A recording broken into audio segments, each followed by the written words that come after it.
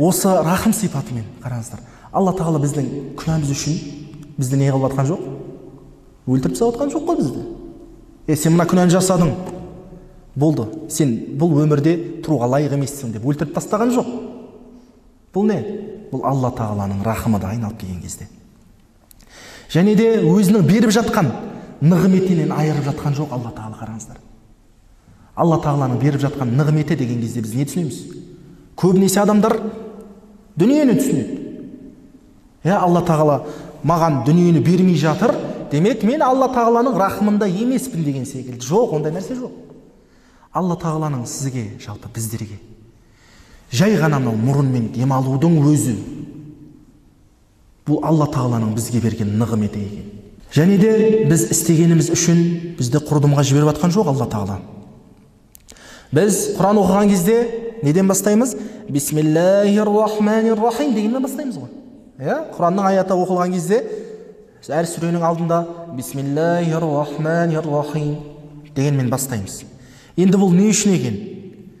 Бұл біздің есімізге салып отыру үшін екен Алла тағаланың, қараңыздар. Не нәрсені еске түсіру үшін? Алла тағаланың рахым есігі сен үшін әрдайым ашық дегенді. Осы нәрсені еске түсіру үшін Алла тағала жаңағы Бисмиллахир-рахманир-рахим деген сөзді біз естіп отырып, әр Құран оқыған сайын соны айтып отырады екенбіз. Және де дұға жасаған кезде не деп сұраймыз біз дұғаны?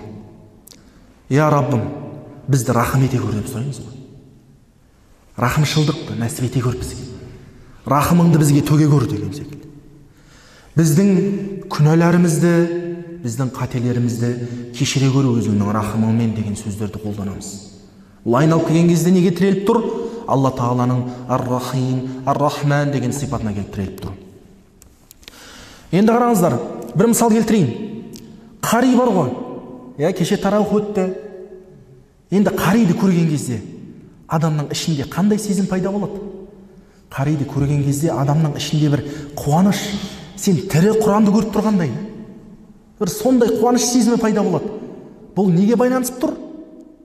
Бұл жаңағы қаридың ұдайы Бисмиллахир-рахманир-рахим деген Алла тағаланың рахымды әрі аса мейірімді екенінің әдейі не қылып тұрғаны, есте сақтап отырғаны, соны әрдайым қайталап жүргені, Алла тағаланың рахымымен тікелей байланысқан қарилар. Көрдіңіздер ме?